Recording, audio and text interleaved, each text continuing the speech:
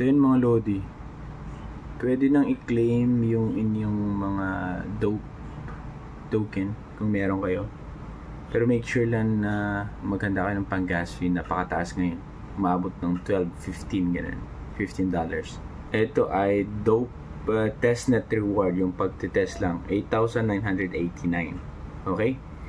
Ngayon, kung meron kayong pinorchase dun sa private sale nila, wala akong pinorchase, pero nag-purchase ako dun sa unang private sale, pero dun sa gems. Same gems private sale nila.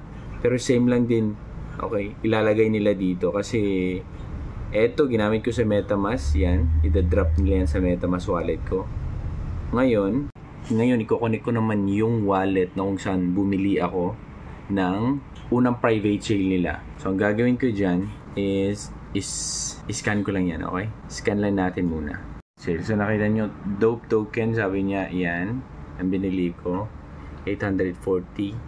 Ngayon, hindi na siya nasa testnet reward. Wala akong testnet reward kasi ibang wallet to.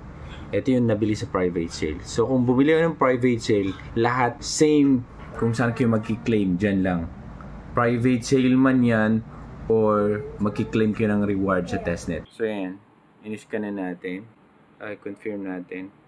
Ito yung wallet na ginamit ko nung bumili ako sa private sale nila, yung pinakauna. Check lang natin kasi masyadong mataas yung supply nila sa ginawa nila. So, ngayon, papakita ko sa inyo yung ito na mga Lodi. So, nasa Ethereum network tayo, yung dope. Yan, Ethereum network. Ngayon, ito yung dope. Yan o, 8,400.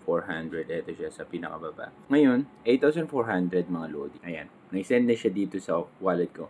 Ang di ko lang nakiklaim yung reward, mga 8,900 na dope yun, okay? Hindi natin alam kung magkano price nito. Kasi ang supply nito mga Lodi, nagsisi nga akong bumili. Kasi nasa, I think, 23 billion. Pero di natin alam kung maganda. Kasi parang maganda naman yung kanilang platform eh. Mahirap ma-hack, kumbaga, pag yung mga asset nyo andon. Pero i-check lang natin kasi yun yung nakalagay dun sa kanilang project, okay?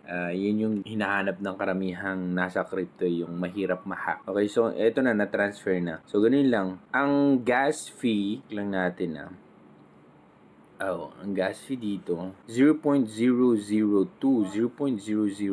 So, ang gas fee is mga $10. Okay? So, yan lang mga Lodi ang update natin dito sa dope. Sure lang kung kailan pa yung mainnet. Okay? Pero, sana paldo tayo dito. Hindi paldog na naman to. Or mabawi lang yung parang nabili natin. Okay? Kasi ang bentahan nila sa private sale nila per dope is 0.08 yung bili ko yun. 0.08 ang isa. Okay? So, sana mabawi.